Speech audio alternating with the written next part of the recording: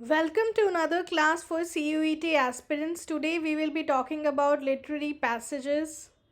So we have a literary passage today and doing completing or practicing reading comprehension. This class is by Rridhi Chugh. You can read more about her in the description in the YouTube channel. But before we begin, subscribe to the channel and join our Telegram group, which is CUETROL. CUET for CUET and ROL for Roar Out Loud.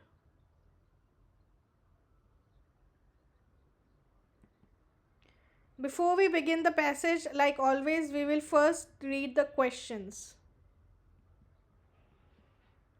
Question number 1. What atmosphere is primarily created by the description of the garden? A vibrant and cheerful atmosphere, a mysterious and melancholic atmosphere, a bustling and lively atmosphere, a stark and barren atmosphere. Next question. The phrase spectral shawls in relation to the moss on the tree suggests the trees are decorated for a celebration. The moss is brightly colored and festive. The moss gives the trees a ghostly and ethereal appearance. The trees are covered in a thick layer of snow. Question number 3. What does the single crimson rose symbolize in the passage? A. The arrival of spring. B. A defiant beauty against decay and loss. C. The abundance of the garden. D. The simplicity of nature. Elara's interaction with the rose petals suggests A. Desire to destroy the remaining beauty. B. A casual observation of the garden.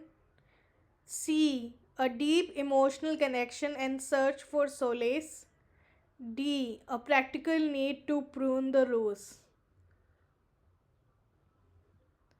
Fifth question. The Nightingale's song is described as a lament for lost beauty and fading dreams. This implies the garden is a place of celebration. The passage reflects themes of sorrow and nostalgia. The nightingale is happy and cheerful. The garden is a place of constant activity. Sixth question. How does the passage use sensory details to create its atmosphere? A.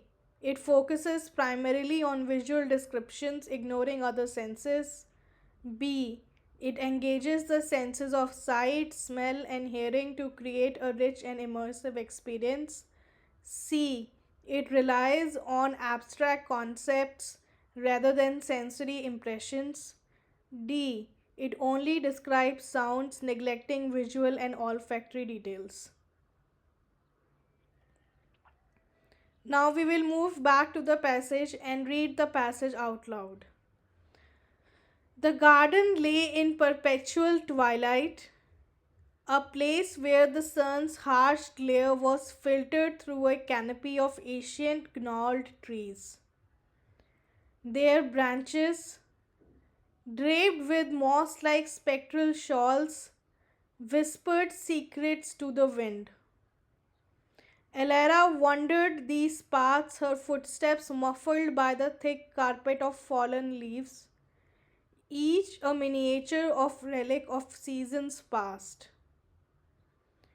She sought a solace that the stone walls of her ancestral home could not provide, a communion with the silent, watchful sentinels of the wood. The air was thick with scent of damp earth and decaying blossoms, a fragrance both melancholy and strangely comforting. A single crimson rose, defined against the encroaching shadows, bloomed near a crumbling stone fountain. Its petals, velvety and dark, seemed to absorb the twilight, holding within them a memory of a brighter forgotten day. Elara reached out, her fingers tracing the delicate curve of a petal, a silent plea to the garden, to the past, to the unspoken sorrows that weighed upon her heart. In the distance, a lone nightingale began its song, a mournful melody that echoed through the stillness, a lament for lost beauty and fading dreams. I hope all of you have read the passage along with me. In case you haven't, you can still read it.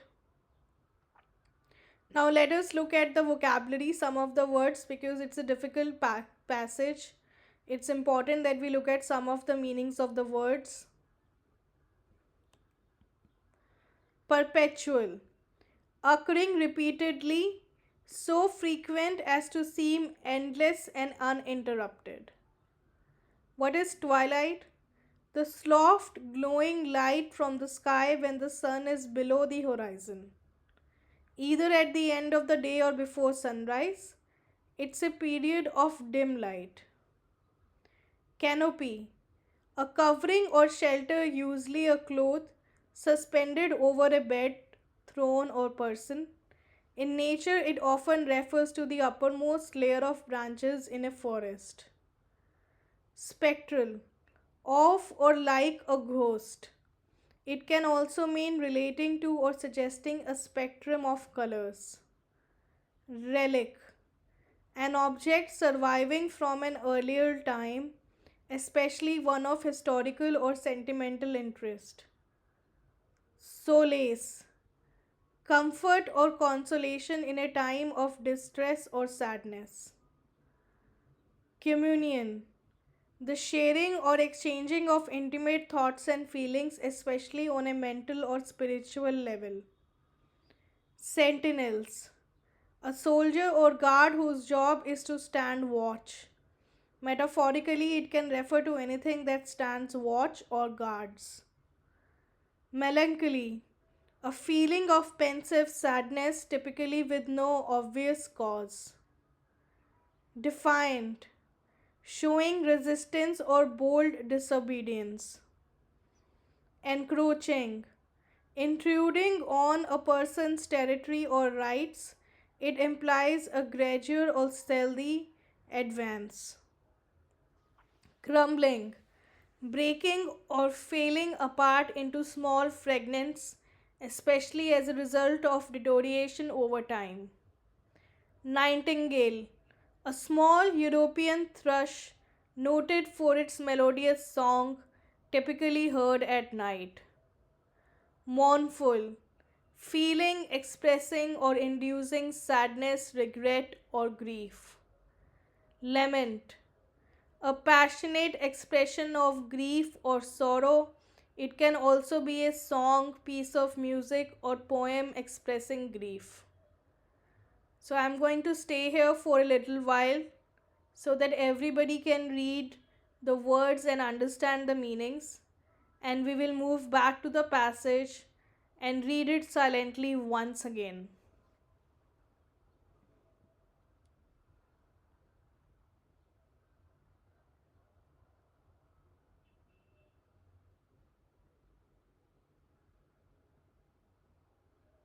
You can pause the video and read the passage silently. And we will now move forward to the questions asked. What atmosphere is primarily created by the description of the garden? A vibrant and cheerful atmosphere? I don't think so, or we don't think so. A mysterious or melancholy atmosphere? Most likely, yes. A bustling and lively atmosphere? No. A stark and barren atmosphere? Could be. So we are confused between B and D, but we have chosen B because of the term melancholic, which is repeating in the paragraph, in the passage, as well as in the question.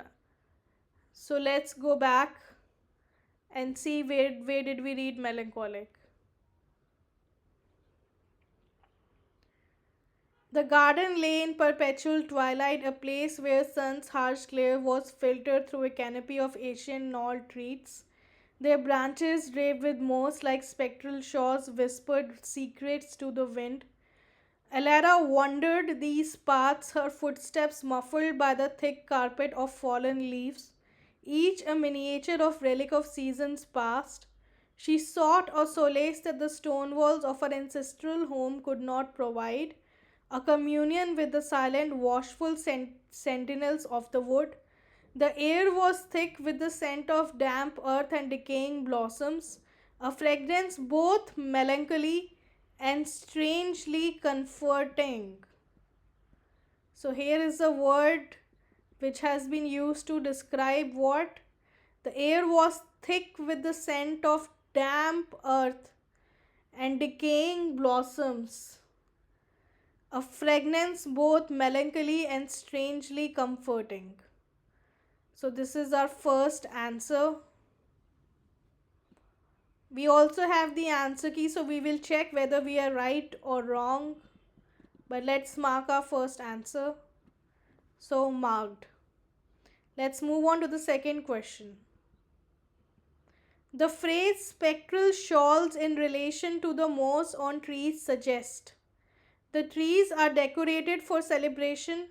Very unlikely. The moss is brightly colored and festive. Perhaps not. The moss gives the tree a ghostly and ethereal appearance. Might. The trees are covered in a thick layer snow.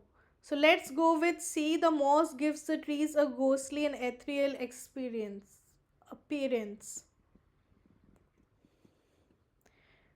And where do we find this? The spectral shawls.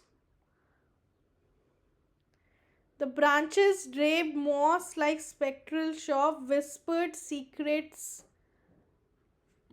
to the winds.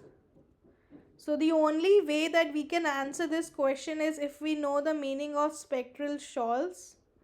So if we look at the vocabulary sheet that we already have read the meaning of spectral, which is of or like a ghost, which is more in sync. This meaning is more in sync with the overall paragraph. Then it can also mean relating to or suggesting a spectrum of colors. So which is why we are taking a guess here and we are going with spectral shawls, as the moss gives the trees a ghostly and ethereal appearance. So we do have the answer key and we will check whether we are right or wrong. But let's mark this as answer number 2.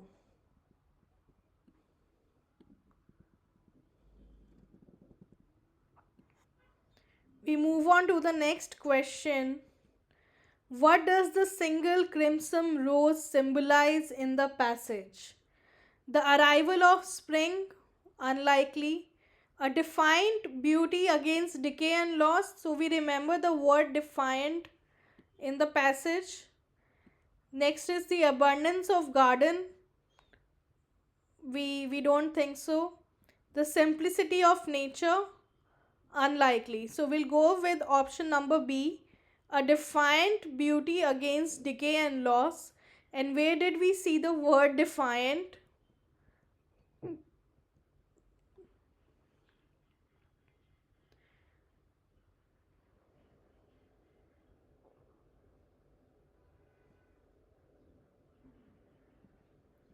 A single crimson rose, defiant against the encroaching shadows, bloomed near a crumbling stone fountain.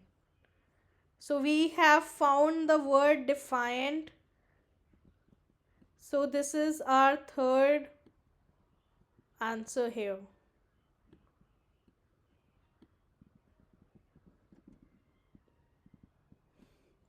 We move on to the next question. Alara's interaction with rose petals suggest a desire to destroy the remaining beauty, a casual observation of the garden. Doesn't seem like a casual observation, does it? A deep emotional connection and a search for solace. So we have already heard the word solace somewhere. A practical need to prune the rose. So we'll go with option C here. We're taking a guess here because we've already heard the word solace. Let's go back to the paragraph and look for the word solace. And where did we find it? Elera wandered these paths, her footsteps muffled by the thick carpet of fallen leaves, each a miniature relic of seasons past. She sought a solace that the stone walls of her ancestral home could not provide. So she was definitely looking for a connection here, an emotional connection that the stone walls of her ancestral home could not provide. So this is our answer number 4.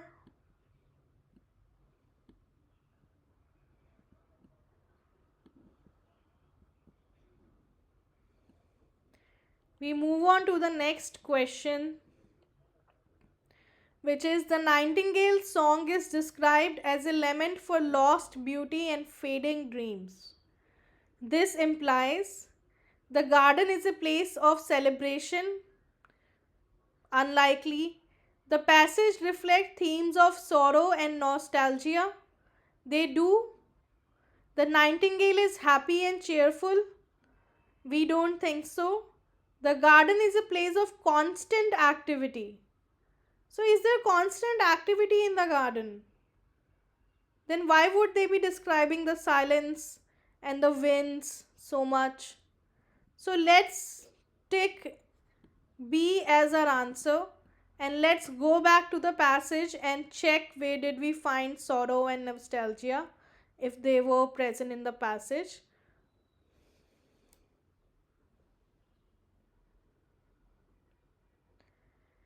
Here it is. Elara reached out her fingers, tracing the delicate curve of a petal.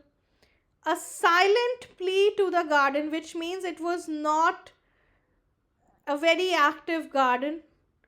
To the past, to the unspoken sorrows that weighed upon her heart. So, this is our answer number 5. So, we have answer number 5 here. So we can always go back and check for the same words in the question, in the options that have been given to us and in the passage. So we should always do that. Let's move on to the next last question that we have. How does the passage use sensory details to create its atmosphere? It focuses primarily on visual descriptions, ignoring other senses. Does it do that?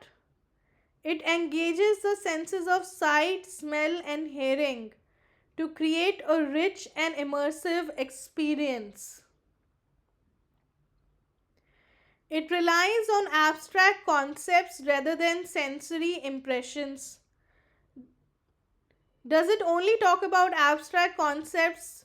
Or is it really focused on sensory impressions?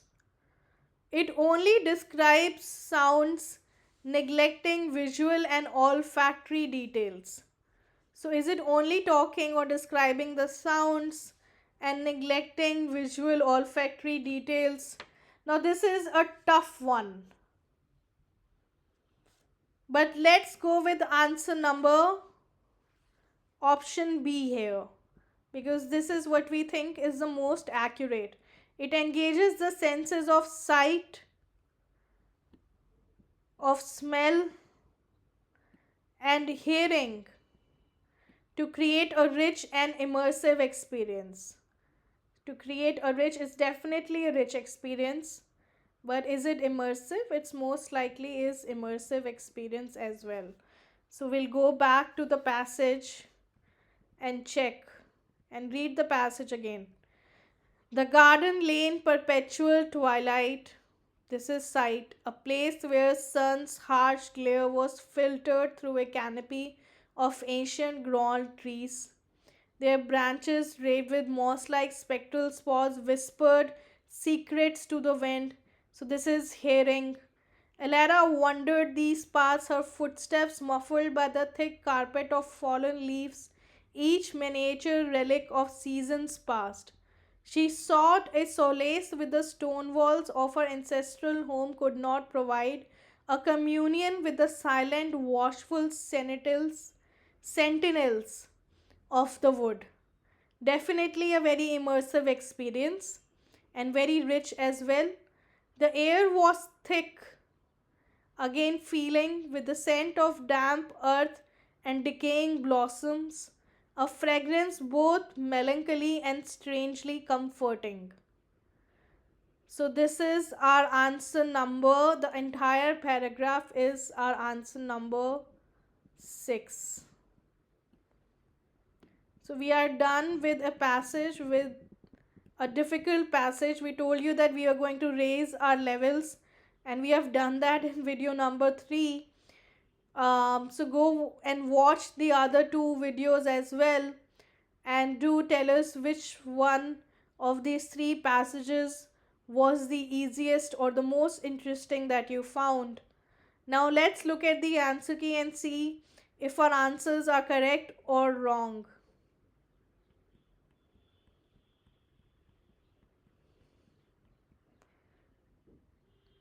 And almost all our answers, no, all our answers, not almost, all our answers are correct.